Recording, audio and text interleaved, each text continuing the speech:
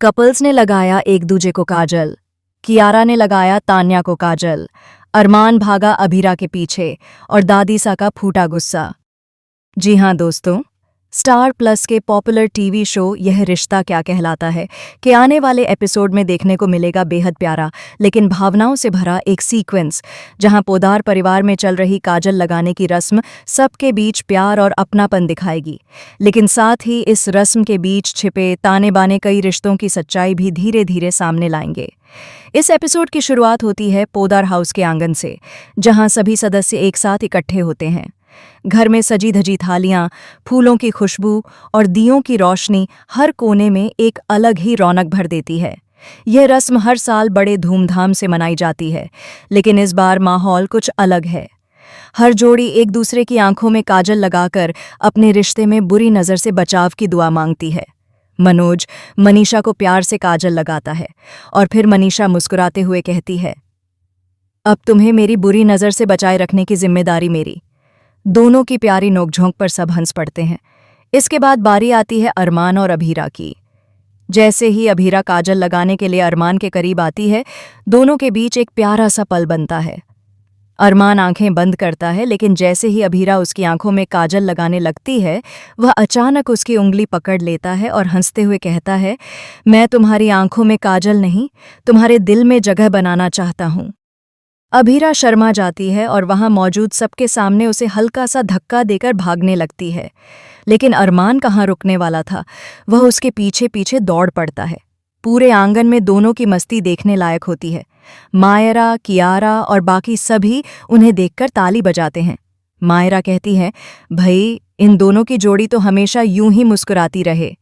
लेकिन इसी बीच कैमरा तान्या पर जाता है, जो सबको देख रही होती है, पर उसके चेहरे पर मुस्कान नहीं, एक हल्की उदासी होती है, क्योंकि इस रस्म में उसका कोई जोड़ा नहीं होता।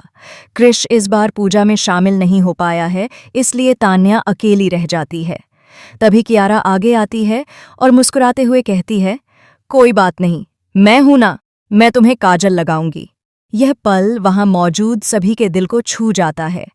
तान्या थोड़ा भावुक होकर कहती है, धन्यवाद कियारा, आज तुमने मुझे सच में एहसास दिलाया कि रिश्ते सिर्फ खून से नहीं, दिल से बनते हैं। वहीं दूसरी तरफ अरमान और अभीरा की मस्ती अब दादीसा को खटकने लगती है। वह धीरे धीरे वहां आती हैं और गुस्से से कहती हैं, अरमान, कुछ बातें सीरियसली लेना सीखो। ये रस्म मजाक के लिए नहीं होती। तुम अब बच्चे नहीं रहे कि हर वक्त हंसी मजाक करो। तुम्हारा रिश्ता अब पहले जैसा नहीं है।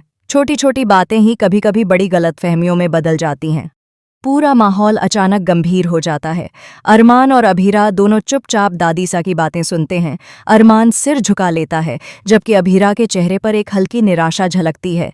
वह धीरे से कहती है, दादीसा, मेरा इरादा किसी को दुख पहुंचाने का नहीं था, हम बस थोड़ी खुशी महसूस करना चाहते थे।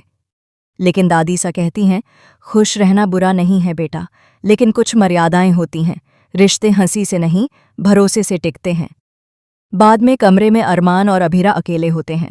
अरमान खामोश बैठा होता है और अभीरा उसके पास जाकर कहती है, मुझे लगता है कि दादीसा को डर है, कहीं हमारा रिश्ता फिर से ना टूट जाए। वो जो कह रही हैं वो गुस्से में नहीं, डर में कह रही हैं। अरमान उसके हाथ को थामकर कहता है, अगर हमारा प्यार सच्चा है तो कोई गलतफहमी हमें अलग नहीं कर सकती। इसी बीच मायरा कमरे में आती है और माहौल हल्का करने के लिए मजाक में कहती है, भई अगली बार काजल लगाना हो तो दादीसा की आंखों के सामने मत लगाना। तीनों हंस पड़ते हैं, पर अंदर ही अंदर दादीसा के शब्दों ने अरमान और अभीरा दोनों के मन में सवाल छोड़ दिए हैं। क्या सच में उनका रिश्ता किसी परीक्षा से गुजरने वाला है?